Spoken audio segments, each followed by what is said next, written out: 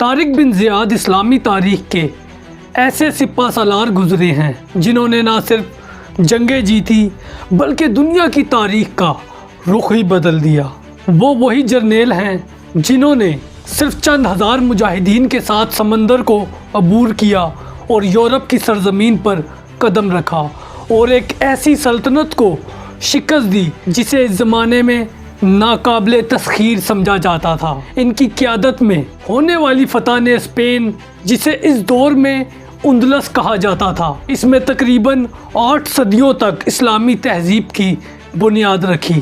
تاریخ آج بھی طارق بن زیاد کو ایک نڈر، باصلاحیت، بے خوف اور اللہ پر کامل بھروسہ رکھنے والے سپہ سالار کمانڈر کے طور پر یاد کرتی ہے۔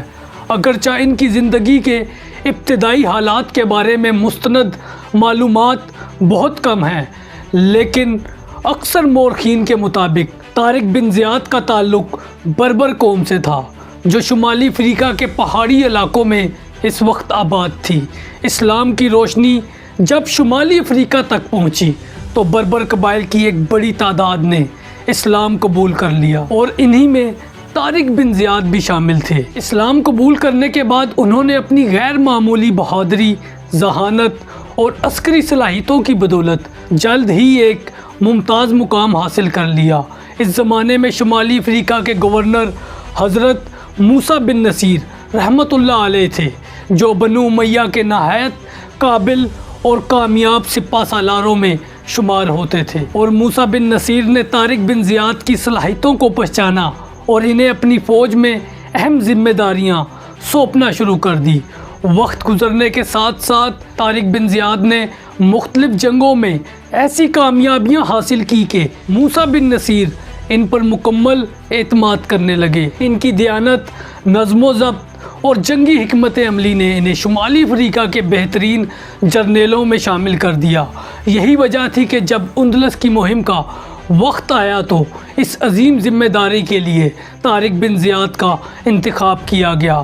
8ویں صدی عیسوی کے آغاز میں اندلس پر کنگ روڈرک کی حکومت تھی۔ اگرچہ اس کے پاس ایک مضبوط فوج تھی، لیکن اس کی حکومت اندرونی اختلافات، ظلم، بدعنوانی اور سیاسی کشمکش کا شکار تھی۔ عام لوگ بھاری ٹیکسوں اور حکمران طبقے کے ظلم سے تنگ آ چکے تھے۔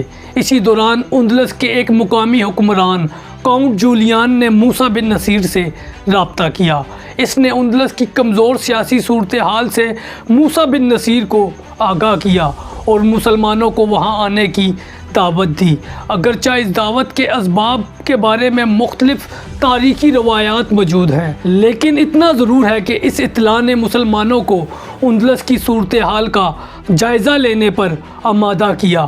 موسیٰ بن نصیر نے فوری طور پر بڑی فوج بھیجنے کے بجائے پہلے ایک مختصر دستہ روانہ کیا تاکہ حالات کا اندازہ لگایا جا سکے۔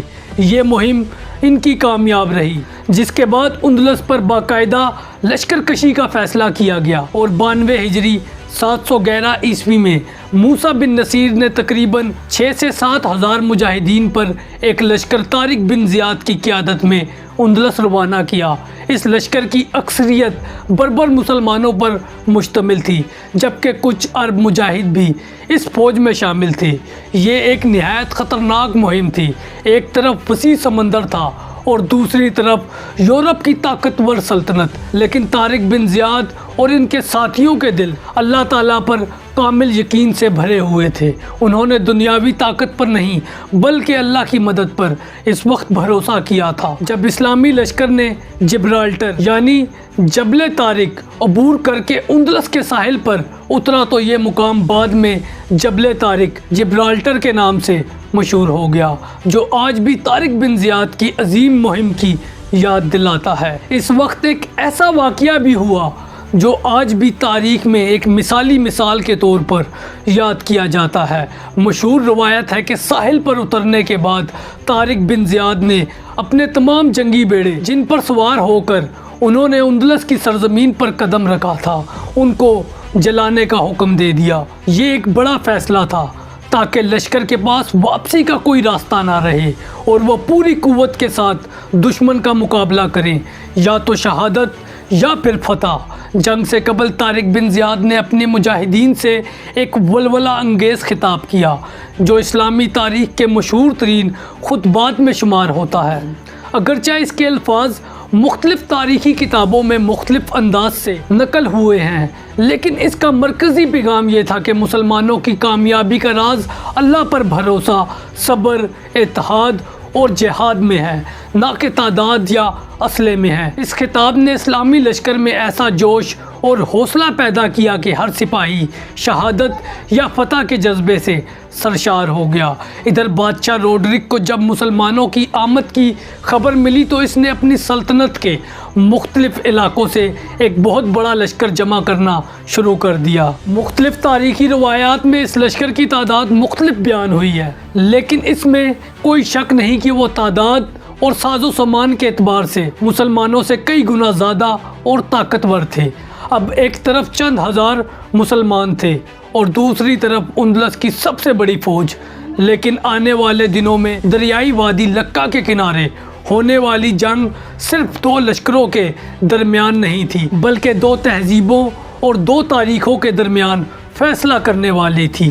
92 ہجری 711 عیسوی میں بالا آخر وہ لمحہ آ گیا جس نے یورپ کی تاریخ کا رخ ہمیشہ کے لیے بدل دیا۔ وادی لکا کے قریب اسلامی لشکر اور بادشاہ روڈرک کی فوج آمنے سامنے تھی۔ ایک طرف تقریباً 12,000 مسلمان تھے، جن میں بعد میں موسیٰ بن نصیر کی جانب سے بھیجی گئی کمک بھی شامل ہو چکی تھی، جبکہ دوسری طرف روایات کے مطابق رومی طرز پر تربیت یافتہ ایک بہت بڑا لشکر موجود تھا۔ اگرچہ مورخین نے اس کی تعداد مختلف بیان کی ہے، لیکن اس بات پر اتفاق ہے کہ دشمن کی تعداد اور ساز و سامان مسلمانوں سے کئی گنا زیادہ تھا۔ جب جنگ شروع ہوئی تو رومی فوج نے پوری قوت سے مسلمانوں پر حملہ کیا، لیکن طارق بن زیاد نے نہایت بہترین حکمت عملی اختیار کی۔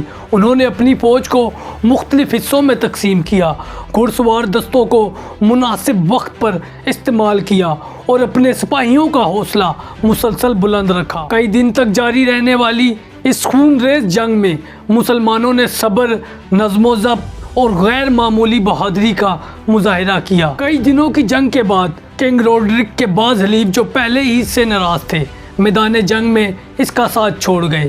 اس سے اس کی فوج میں انتشار پھیل گیا۔ مسلمانوں نے اس موقع سے فائدہ اٹھایا اور ان پر بھرپور حملہ کر دیا۔ بالا آخر روڈرک کی فوج مکمل طور پر شکست کھا گئی۔ خود روڈرک کا انجام بھی اسی جنگ کے بعد تاریخ میں گم ہو گیا۔ بعض روایات کے مطابق کنگ روڈرک مارا گیا، جبکہ بعض کے مطابق وہ فرار ہو گیا۔ وادی لکا کی یہ فتح صرف ایک جنگ کی کامیابی نہیں تھی، بلکہ اندلس کے دروازے مسلمانوں کے لیے کھل گئے تھے۔ اس عظیم کامیابی کے بعد طارق بن زیاد نے تیزی سے مختلف شہروں کی طرف پیش قدمی شروع کر دی۔ قرطبہ، غرناطہ، اشبیلیہ، ٹولیڈو اور دیگر اہم علاقے رفتہ رفتہ اسلامی حکومت کے زیر نگی آتے گئے۔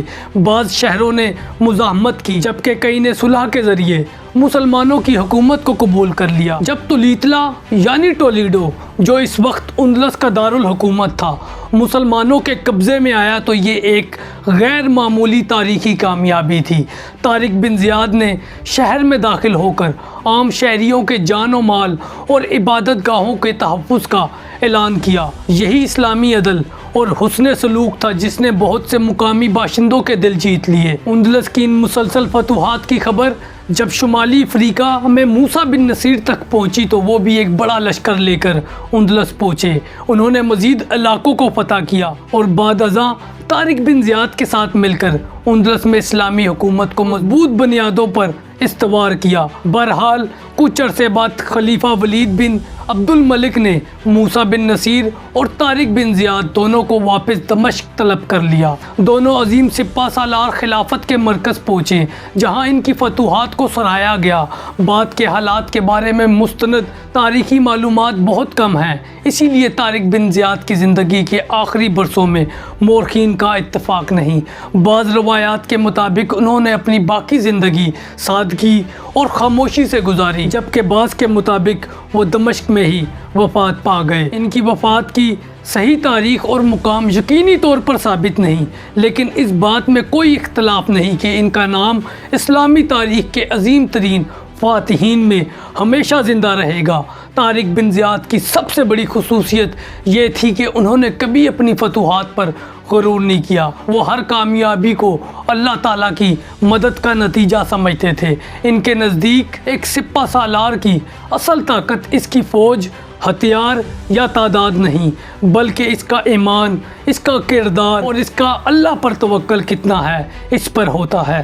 اندلس کی فتح نے نہ صرف ایک سلطنت کو شکست دی بلکہ علم، تہذیب اور تمدن کا ایک نیا دور شروع کیا۔ بعد کے 800 برسوں میں اندلس علم و حکمت، طب، ریاضی، فلکیات، فلسفہ اور فن تعمیر کا عالمی مرکز بن گیا۔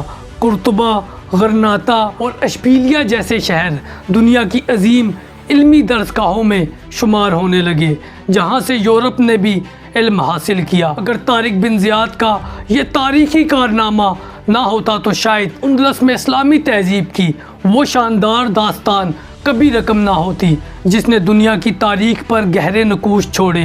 آج بھی جب آبنائے جبل طارق یعنی جبرالٹر کا نام لیا جاتا ہے تو وہ صرف ایک پہاڑ یا ایک سمندر نہیں، بلکہ ایک ایسے عظیم مجاہد کی یاد دلاتا ہے جس نے ایمان، جرت، حکمت عملی اور اللہ پر کامل بھروسے کے ساتھ تاریخ کا دھارا بدل دیا۔ طارق بن زیاد کا نام ہمیشہ ان عظیم سپہ سالاروں میں لیا جاتا رہے گا جنہوں نے اپنی تلوار سے صرف زمینیں ہی فتح نہیں کی بلکہ اپنے کردار، اخلاص اور عزم سے تاریخ کے صفحات پر ہمیشہ کے لیے اپنا نام رقم کر دیا۔ جزاکم اللہ خیرہ۔ السلام علیکم۔